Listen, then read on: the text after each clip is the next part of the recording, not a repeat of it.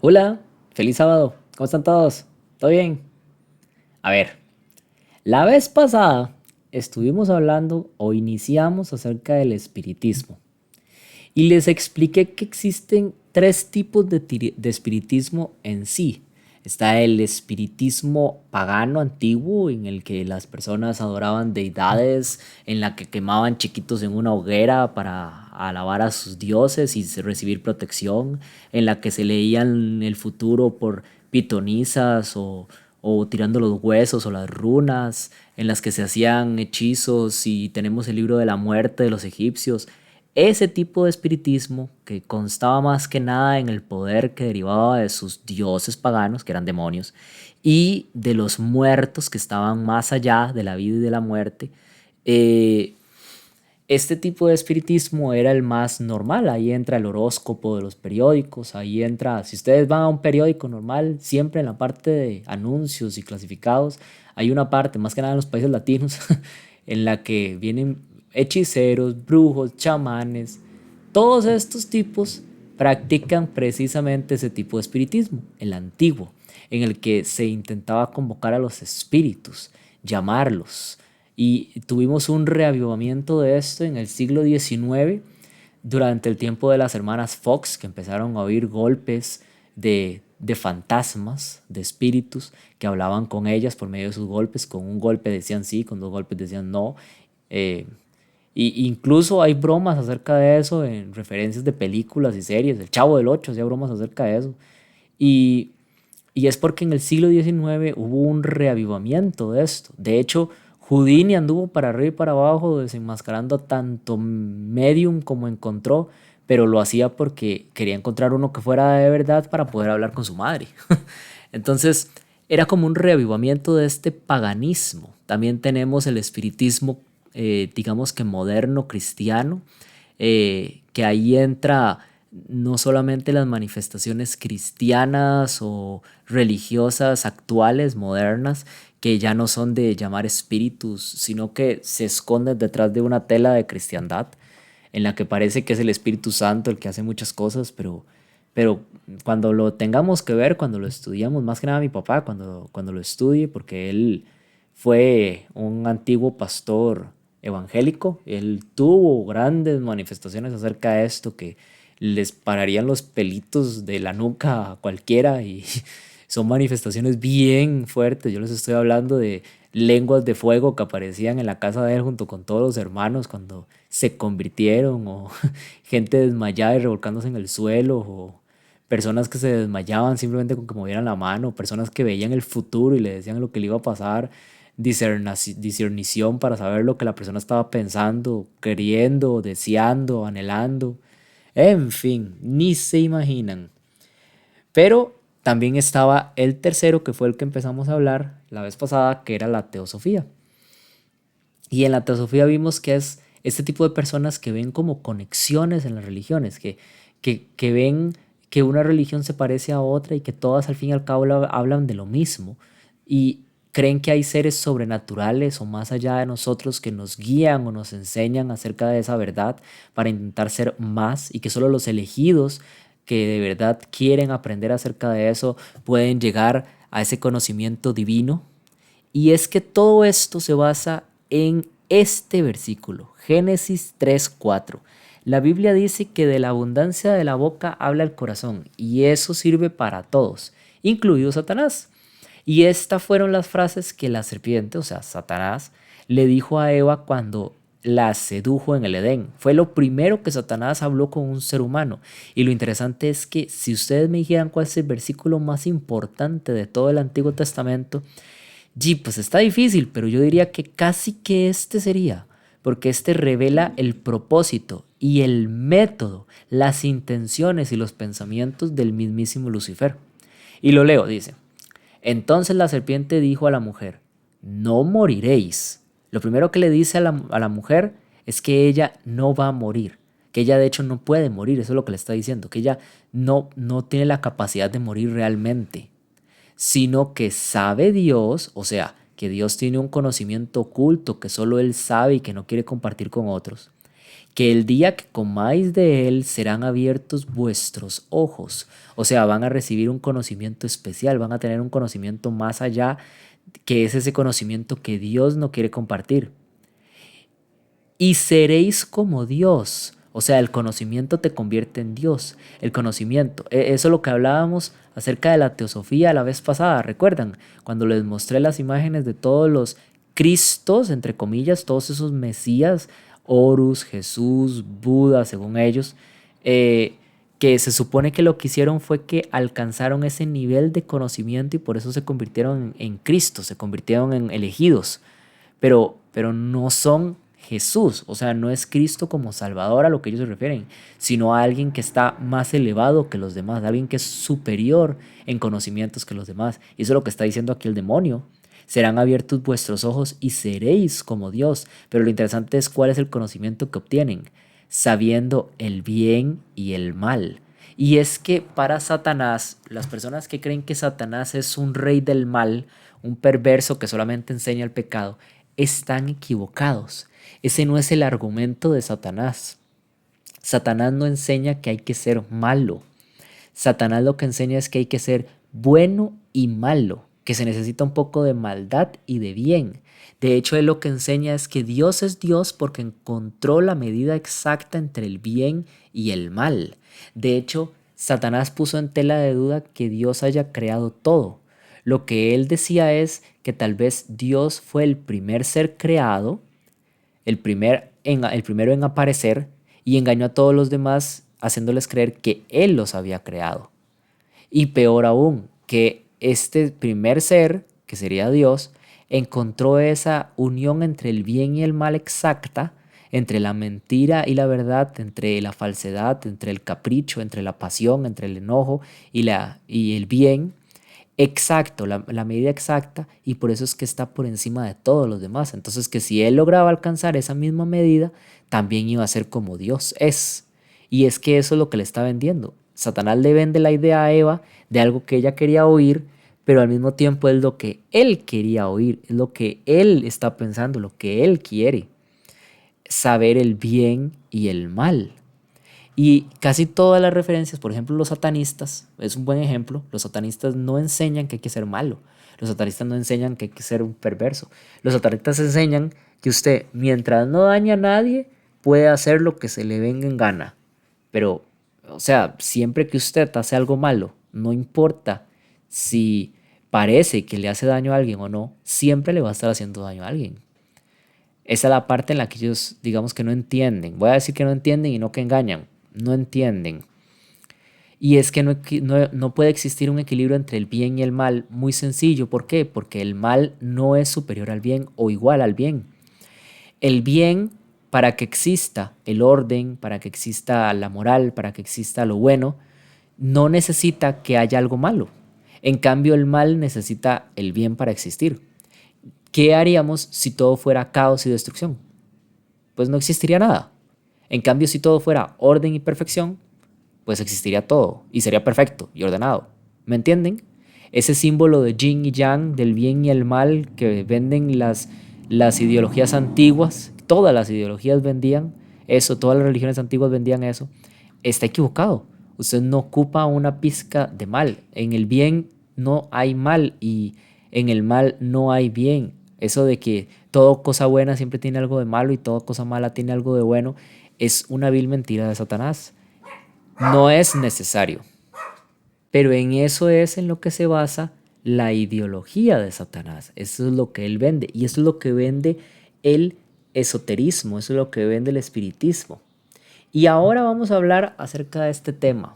Vamos a hablar acerca de el tema de la masonería. Este tipo que nació también por ahí del siglo XIX con el ilustrismo, con el liberalismo, y que en apariencia las personas siempre que oyen de masonería creen en sociedades secretas, reptilianos, sacrificios a chiquitos. Yo no voy a hablar de nada de eso, yo solamente voy a presentarle lo real, lo que cualquiera puede simplemente con abrir un toquecito la página oficial de la misma masonería encontrar. Esto es lo que ellos creen, esto es lo que ellos son, estas son las personas que pertenecen a esto.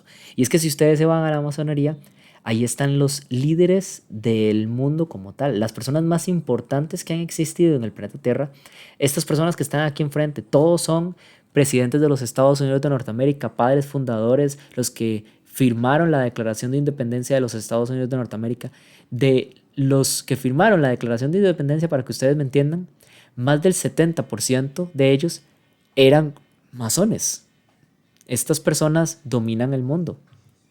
Todas las personas más grandes del mundo, George Washington, James Moore, Andrew Jackson, James K. Polk, Theodore Roosevelt, todas estas personas, los más grandes del mundo, William Taft, Franklin D. Roosevelt, Truman, Gerald Ford, el creador de la empresa Ford, las personas más grandes y más poderosas sobre el mundo, los grandes escritores, los más ilustrados, Walt Disney, Neil Armstrong, Edwin Buzz Aldrin, las personas que están más allá, Martin Luther King Jr., las personas es más, los escritores y los filósofos del mundo, que son las personas que, digamos, que han escrito lo que nosotros leemos en las escuelas y colegios.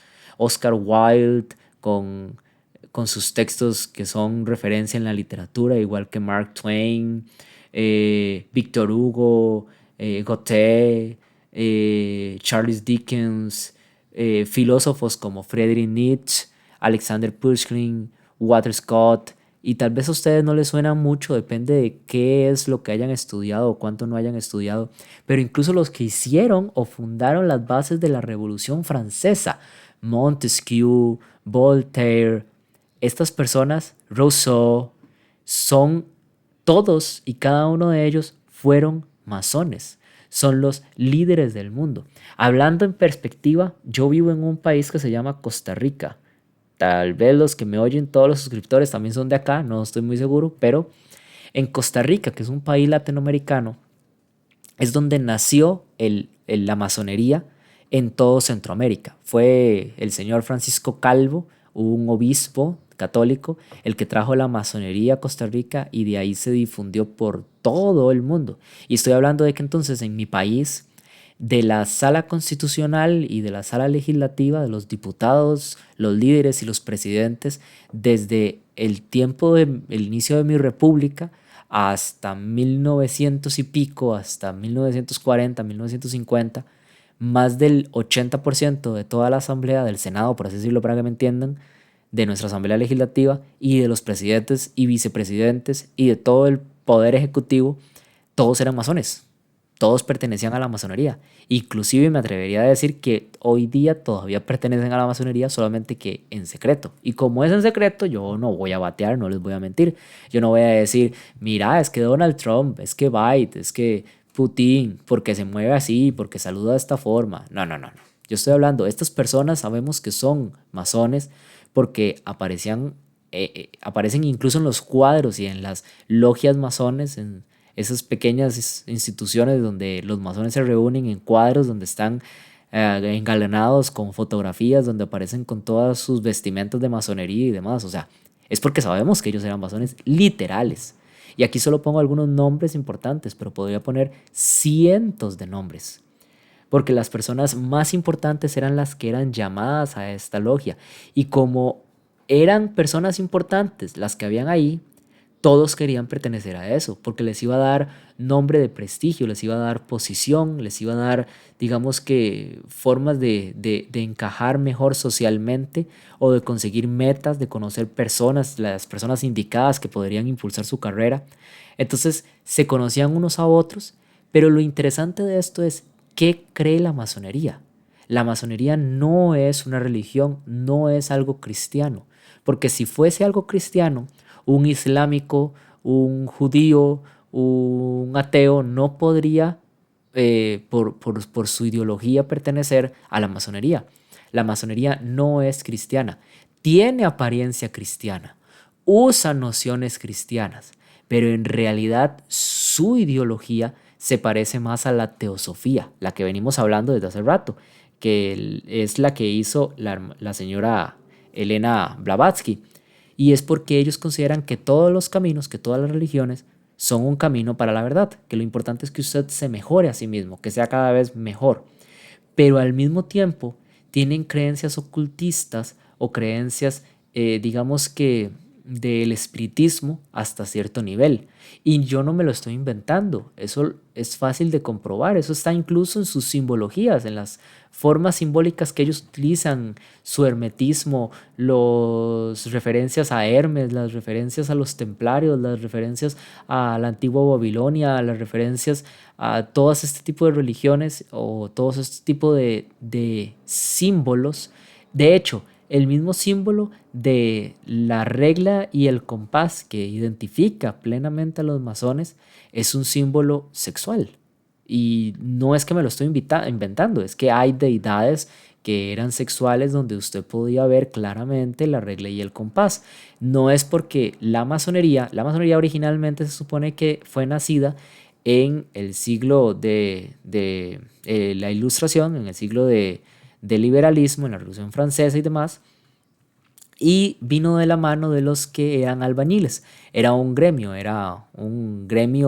de albañiles y como ellos eran albañiles, o sea, masones, eh, los que construían, digamos que arcos y los que construían catedrales y demás, entonces por eso es que usan regla y compás para medir.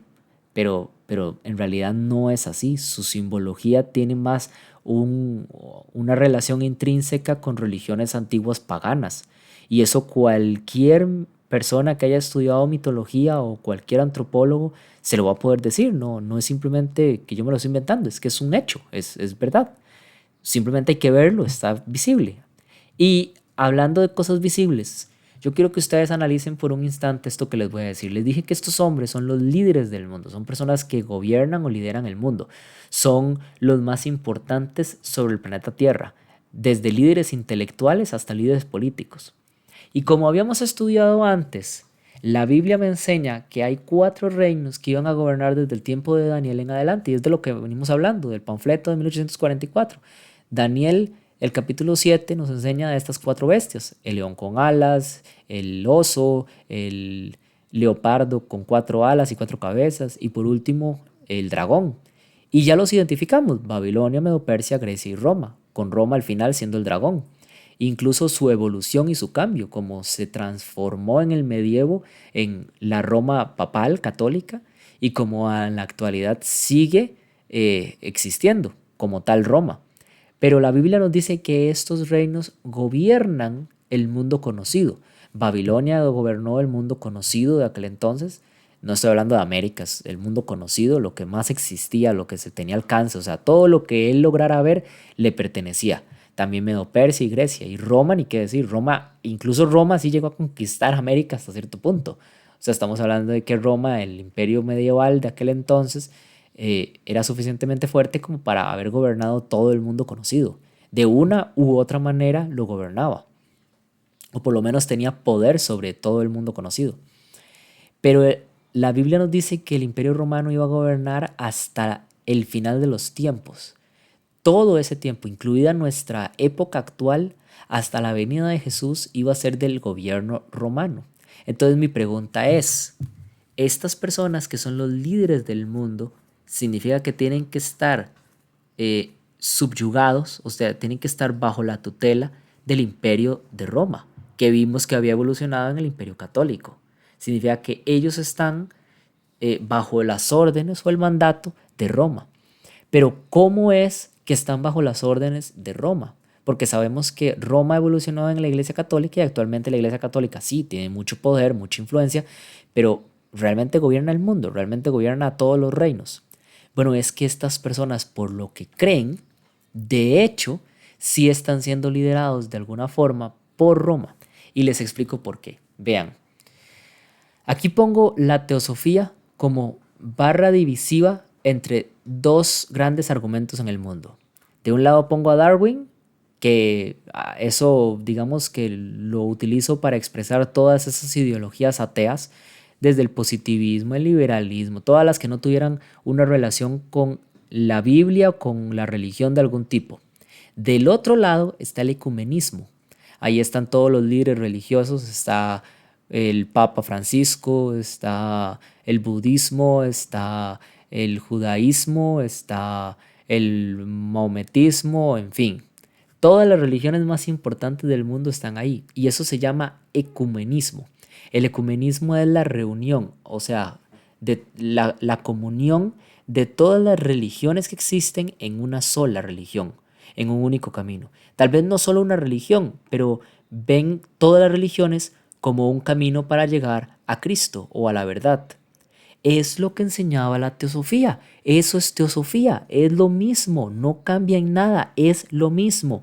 Significa que teosofía, lo que enseñan a Elena Blavatsky, lo que creen los masones, porque los masones practican teosofía, aunque ellos no lo entiendan así, pero al fin y al cabo ellos creen que todos los caminos, que todas las religiones, mientras usted busque el conocimiento acerca de lo que hay más allá, acerca de la verdad escondida en el mundo, usted va a llegar a esa verdad.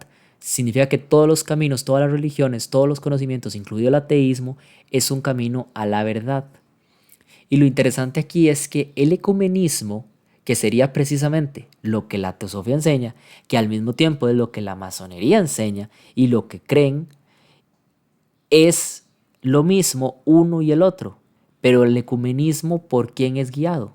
El ecumenismo es guiado por la Iglesia Católica. La Iglesia Católica es el líder religioso por excelencia en el ecumenismo.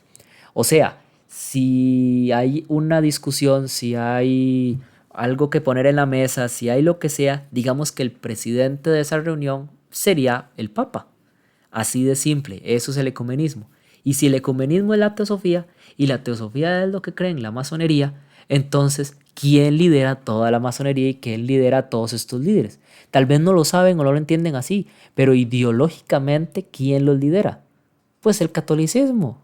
Y a ver, y estos individuos, estas personas que no solo están en la masonería, sino en muchas otras sectas secretas o en muchas otras reuniones o en grupos de este mismo tipo, que creen exactamente esto mismo, que creen que todas las religiones son lo mismo, que creen que todas estas, que creen en el espiritismo, que creen en Elena Blavatsky, que creen en la teosofía.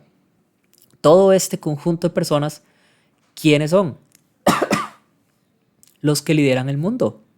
Yo no les estoy hablando de una suposición, yo les estoy hablando de algo bíblico.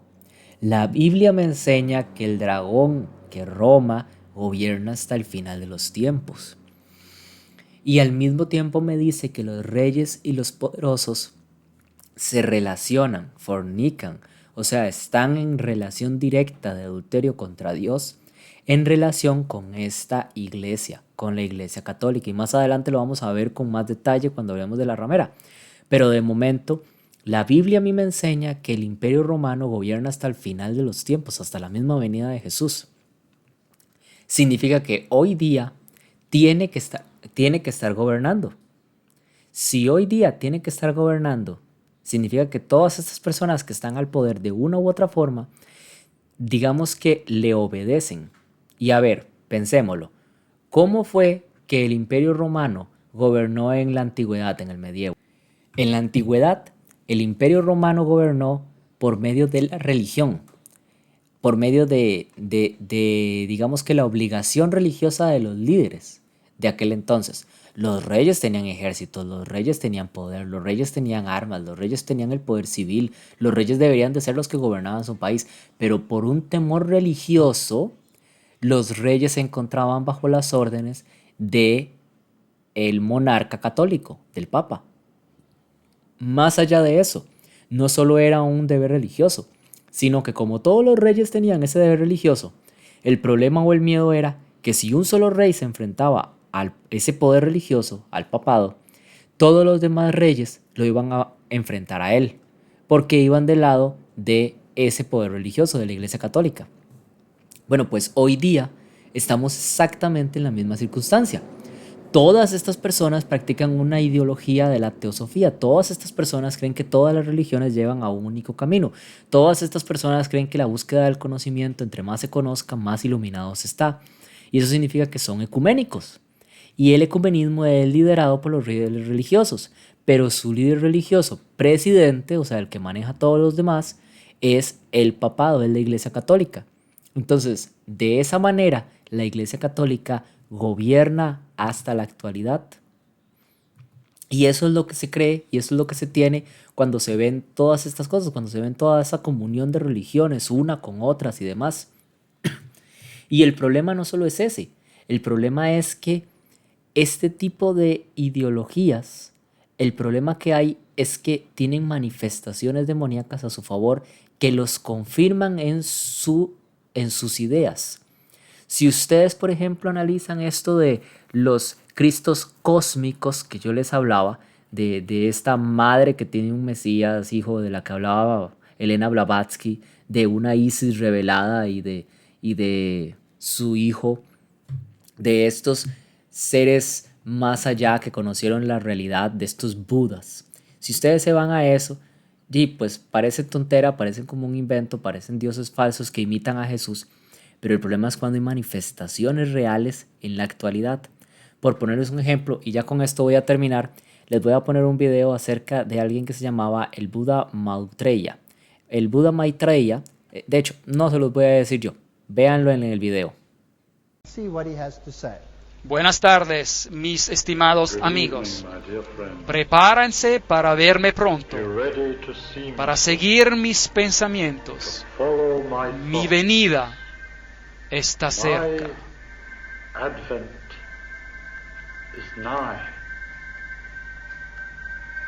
El maestro mundial de la nueva era de Acuario, Maitreya Buddha, ha estado viviendo en Londres, en Inglaterra, desde el 1977. El Buda, 2500 años atrás, hizo una profecía de que para este tiempo entraría en el mundo otro gran Buda, un Buda como él mismo, de nombre Maitreya, quien inspiraría la humanidad a crear una brillante civilización dorada basada, así como él dijo, sobre la rectitud y la verdad. Y eso es lo que el Maitreya ha venido a hacer. En el presente, él es un miembro de la comunidad asiática de Londres. Él vive allí como un hombre aparentemente ordinario, aunque los que están a su alrededor lo reconocen como un hombre muy excepcional. Todo lo que yo escucho, él lo escucha. Él puede enseñar a través de mí, él puede inspirar, él puede sanar y todo lo demás. Así que él tiene como una especie de vehículo, como una ventana en el mundo a través de la cual él puede mirar. Él me dijo que me consiguiera una grabadora, así que lo hice, una pequeña grabadora portátil, y él empezó a darme largos dictados que yo repetía en el micrófono. Y una noche, 3 meses después de este contacto inicial, yo oí la voz de Maitreya. Y me dijo de manera muy breve y simple, era muy simple, y él dijo: yo vengo personalmente y será el paso evolutivo más extraordinario que alguna vez haya tenido la humanidad. Nosotros bien podemos aceptar el principio de compartir o bien destruir la vida. Las tensiones inherentes en las diferencias de nivel de vida entre el mundo desarrollado y el tercer mundo son tales que tienen dentro de sí las semillas de una tercera guerra mundial, que sería nuclear y destruiría a toda la vida humana y subhumana. Pero nosotros tenemos que elegir, tenemos que invitarlo primero a venir a las redes de radio y televisión del mundo en el día de la declaración, y será el día más extraordinario para la humanidad. Veremos a su cara en las pantallas de televisión, por doquiera que haya acceso a la televisión, pero él no hablará. Él no dirá nada, pero sus pensamientos y sus ideas entrarán telepáticamente en las mentes de toda la humanidad. Él entrará en contacto mental telepático con toda la humanidad al mismo tiempo. Vea la luz que lo guía hacia el futuro, o toque por siempre la campana del remordimiento. Ese señor se llama Benjamin Crane. Ya está muerto, murió hace unos cuantos años. Y este señor era el representante o el portavoz de Buda Maitreya. Y si ustedes se quedan solamente con ese videíto, ya, pues simplemente es un señor viejito que tiene una ideología ahí media rara, media loca, y ya, eso es todo. Pero es que no se queda ahí. Es que el problema es que esto tiene manifestaciones reales. Este de aquí es Buda Maitreya. Y Maitreya se aparece frente a cientos de personas. En ese caso, esa que está a la par de él es una espiritista muy poderosa. Poderosa me refiero a yo, que hace cosas, manifestaciones sobrenaturales muy, muy fuera de lo normal. Haitiana, si me no me equivoco. Y este tipo aparece sobre la nada en estos lugares vestido como un Jesús. Si ustedes lo ven, se parece mucho a la idea que tenemos de Jesús, así la barba, vestido de blanco, como un judío antiguo. En otros casos aparece disfrazado o vestido como un budista, aparece, en fin, según la situación y según lo que ocupe. Y se ha aparecido frente a cientos, 200, 300 personas. Empieza a curar personas, la gente alrededor, empieza a curarlos como lo hubiera hecho Jesús en la antigüedad. Pero sabemos que este no es Jesús, sabemos que este no puede ser real porque la Biblia nos describe la venida de Jesús de una forma muy distinta. Nos describe acerca de Jesús viniendo en gloria, nos describe acerca de la aparición de Jesús como el rey después de su muerte y resurrección dentro de un futuro, después de que sucedan ciertos eventos de los cuales estamos estudiando en Apocalipsis. Y como se ha cumplido lo anterior, se cumplió la venida de Jesús, su bautismo y demás con fecha exacta, también podemos suponer que las cosas que van a pasar en futuro van a ser como dice la Biblia. Pero este tipo se parece, o por lo menos finge ser una especie de Cristo. Es ese Cristo cósmico, esa deidad, ese ser iluminado. Y Benjamin Crane decía que le veremos y sus pensamientos entrarán en nuestra mente. La Biblia me dice, Jesús me dice, si oyeres que está en el desierto, no vayáis. Jesús me advierte que en el tiempo futuro vamos a ser engañados, vamos a ser timados, y no solo por personas, sino por demonios. Este de aquí no es un ser humano, y si es un ser humano está bien posesionado. ¿Por qué? Las manifestaciones que él hace no las puede hacer cualquiera.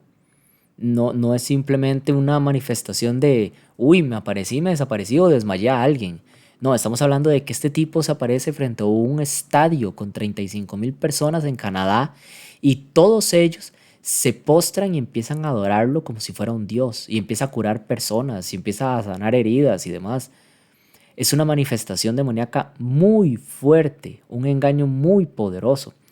Y es muy difícil explicarle algo como esto a una persona como estos que practican la masonería o la teosofía o demás, porque ese es precisamente el engaño maestro de Satanás.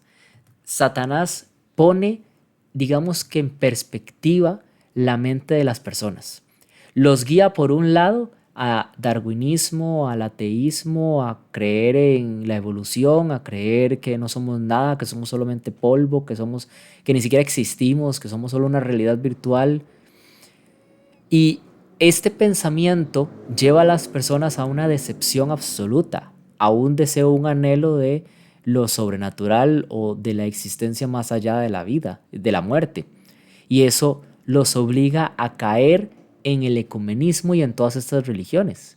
Al mismo tiempo, todas estas religiones, por su modo de operar, por su metodología, por sus creencias tan irracionales, llevan a las personas a un descontento, una decepción que los dispara, los hace caer precisamente al darwinismo, al ateísmo, a la evolución y demás. Entonces uno decepciona a las personas y lo tira hacia el otro, y el otro decepciona a las personas y lo tira hacia el otro, y así se pasan la pelotita y las personas pasan de una confusión y un engaño a otra confusión y otro engaño. Y con estas manifestaciones tan fuertes, demoníacas, es muy fácil terminar en una unión de las dos, en una síntesis de ambas, y eso sería la teosofía. La teosofía enseña que el darwinismo y la evolución es perfectamente válido, pero al mismo tiempo que todas las religiones son un camino para algo que está más allá. Entonces, es el método de Satanás. Satanás te vende, es como cuando usted le dice a un chiquito pequeño, ¿qué prefiere? ¿Comerse su ensalada o, no sé, ir al dentista? Y el chiquito se va a comer la ensalada. ¿Qué prefiere? No sé, ¿qué prefiere? ¿Ir a la escuela hoy o leerse este libro? Entonces ya el chiquito lo que hace es elegir el menos malo. Bueno, pues a estas personas les pasa lo mismo. Satanás juega con ellas como si fueran chiquitos. Les ponen dos cosas feas enfrente como si fueran las dos únicas opciones que hay. Y elija cuál quiere. Y al final terminan tan decepcionados que hacen una mezcla de las dos y terminan con la teosofía. Y terminan con estas manifestaciones y creyendo que pueden sacar su alma del cuerpo y proyectarse astralmente, levitar, mover objetos con la mente, compartir su pensamiento con otros, que les hablan seres del más allá. Y es porque el mundo está diseñado en una forma de engaño de tal manera que pasen dos cosas. La primera, que usted no se acerque a Dios. Si usted lee la Biblia, no enseña ni una ni la otra, no enseña ni el darwinismo ni el ecumenismo. Enseña un camino absolutamente distinto y único. Dice que es el único camino a la salvación. Y lo segundo que enseña el mundo, que es este engaño, es la unión, es el hacerse uno, es el formar equipo, el tener solo una identidad, un pueblo, una lengua. Eso fue lo que hicieron precisamente en la Torre de Babel. Construir una Torre de Babel para no ser separados, para que no se dispersaran. Dios les había ordenado en el tiempo de Noé, después del diluvio, que se dispersaran y rellenaran la tierra. Ellos se reunieron todos en un único lugar y empezaron a construir una torre para desafiar a Dios. La torre era exactamente el mismo modelo que esto que tiene aquí formado Satanás. Con la Torre de Babel ellos querían llegar al cielo para descubrir realmente por qué había sucedido el diluvio, para demostrar que realmente no había sido un castigo del cielo, que no había un Dios que castigara. Eso es darwinismo, eso es evolución. Realmente nosotros, las cosas que pasan son causalistas, son cosas que suceden simplemente porque sí, por la naturaleza, y no tiene nada que ver la participación de Dios. Y por otro lado, estaba el reunirse en un solo punto y terminaron adorando a un hombre como si fuera un dios, a Nimrod, y de ahí se derivaron un montón de otras deidades. Y tenemos a los egipcios, tenemos a los etíopes, tenemos a los cananeos, y todos con una religión muy parecida porque todas nacieron de la religión que venía de la Torre de Babel. Entonces, por un lado tenemos ese ecumenismo religioso, por el otro lado tenemos la desconfianza o el no creer en la divinidad. Y al final terminas con una mezcla de los dos, la teosofía. En la Torre de Babel pasó exactamente lo mismo y Dios por eso tuvo que confundir los lenguajes. Actualmente se está construyendo una nueva Torre de Babel sin que nos demos cuenta por culpa de Satanás, y estas personas lo están edificando por medio de ideologías y manifestaciones sobrenaturales que son difíciles de creer. En la próxima vez mi papá les va a hablar acerca del espiritismo desde la perspectiva de la religión del cristianismo.